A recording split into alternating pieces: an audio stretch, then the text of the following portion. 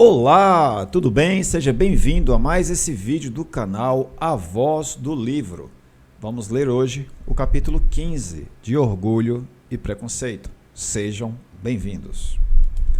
Capítulo 15. O Sr. Collins não era um homem sensível e a deficiência de sua natureza pouco fora compensada pela educação ou pela sociedade.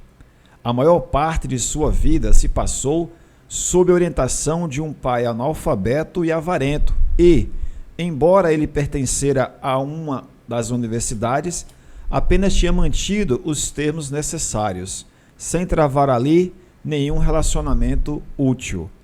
A sujeição na qual seu pai o fizera crescer tinha lhe proporcionado originalmente grande humildade em seus modos, mas era agora em grande parte anulada pela vaidade de uma cabeça fraca, vivendo em isolamento e os sentimentos consequentes das prosperidade prematura e inesperada.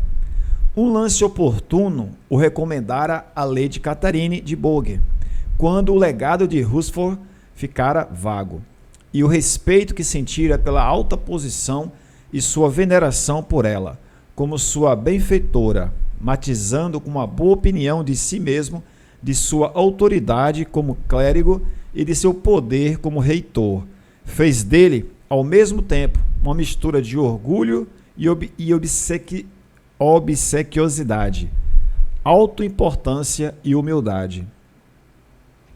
Tendo agora uma boa casa e uma renda mais do que suficiente, ele pretendia se casar, e, ao buscar a reconciliação com a família de Lambourne, tinha uma esposa em vista, pois queria escolher uma das filhas, se ele as achasse tão belas e amáveis como eram descritas por sua fama geral.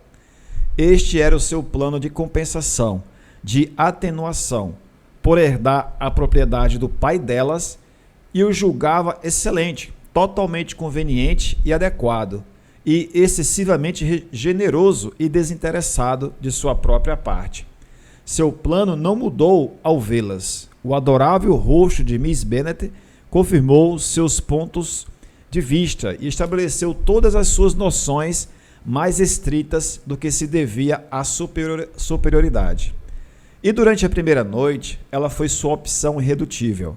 Na manhã seguinte, porém, houve uma mudança, pois num tete-a-tete de 15 minutos com a Mr. Bennet, antes do desejum, que começou com sua casa paroquial e levou, naturalmente, à confissão de suas esperanças de que uma dona de casa poderia ser encontrada em Lambourne, produziu entre sorrisos muito simpáticos e encorajamento geral, um alerta sobre a própria Jane, a qual se fixara.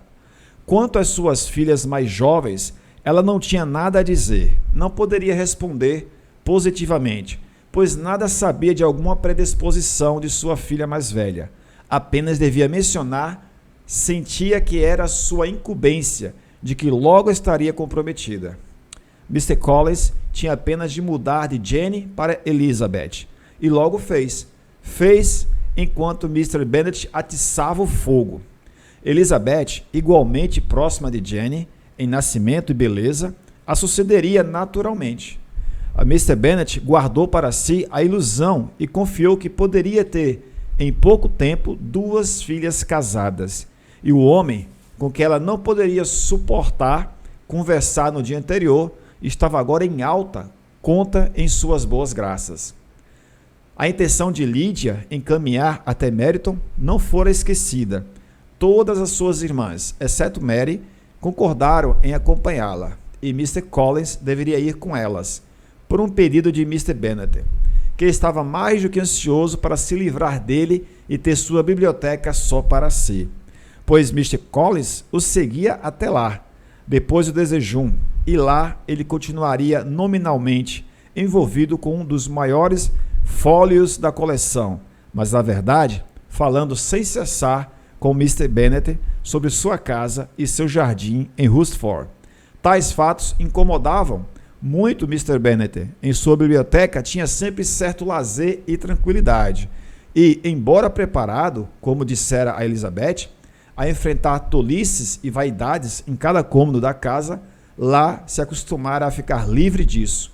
Sua civilidade, portanto, foi rápida em propor ao Mr. Collins que se unisse às suas filhas na caminhada, e Mr. Collins, sendo muito mais propenso a caminhar do que a ler, ficou extremamente satisfeito em fechar seu grande livro e ir.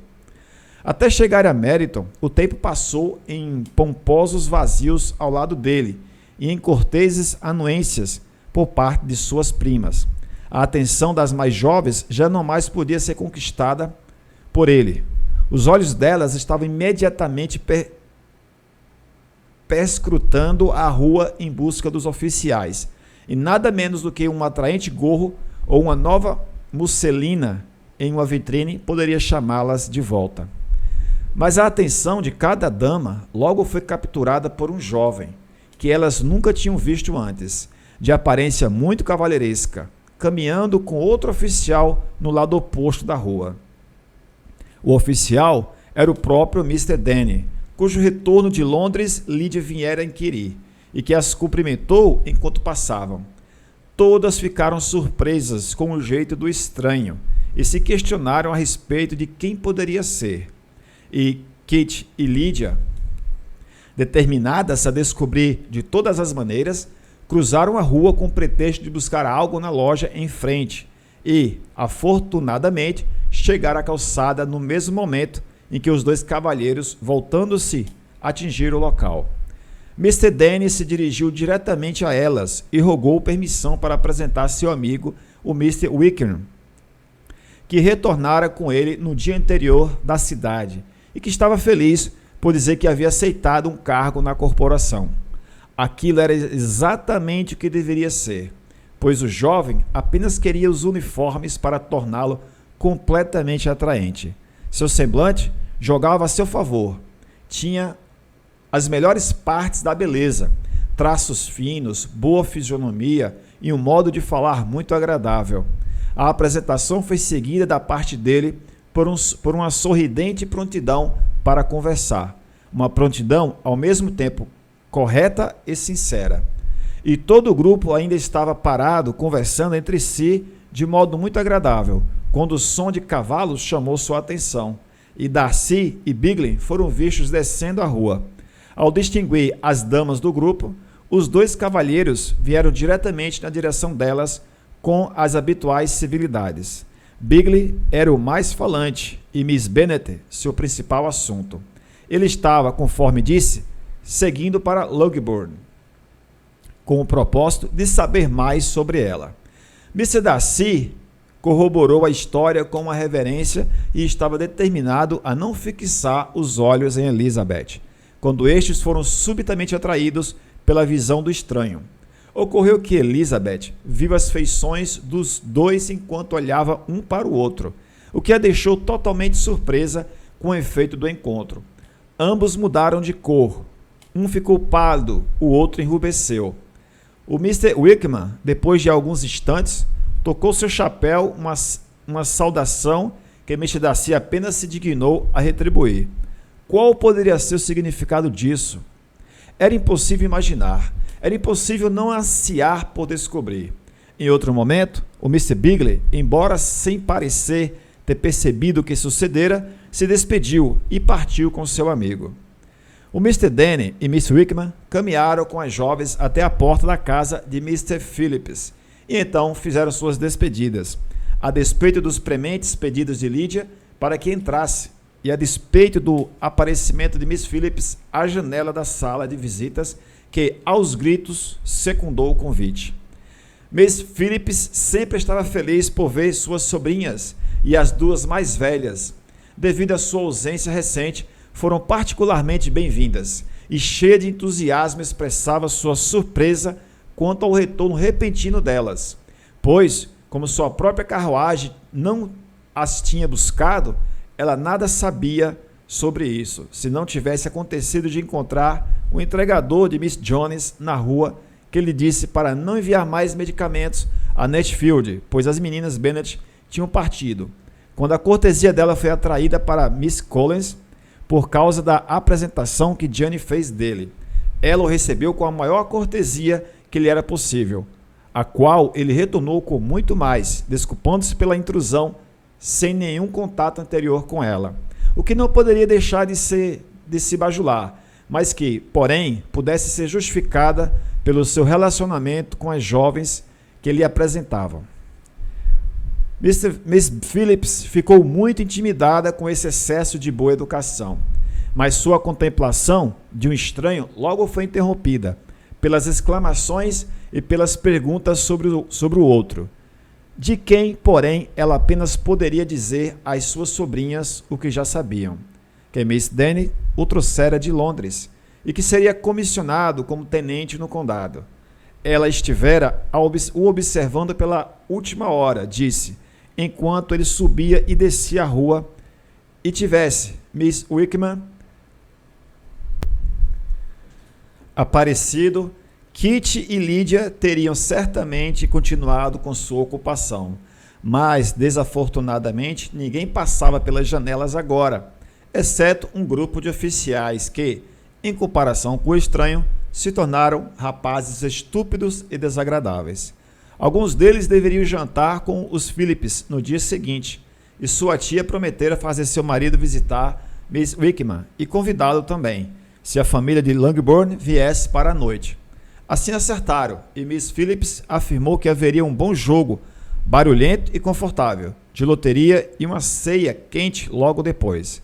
A perspectiva de tais prazeres era muito acalentadora, e elas se despediram muito animadas. A Miss Collins repetiu suas desculpas ao deixar a sala e lhe foi assegurado, com uma cortesia incansável, que elas eram perfeitamente desnecessárias. Enquanto caminhavam para casa, Elizabeth contou para Jenny o que vira se passar entre os dois cavalheiros. Mas embora Jenny pudesse defender um ou ambos, pois parecia que havia algum equívoco entre eles, ela não poderia explicar tal comportamento melhor do que sua própria irmã.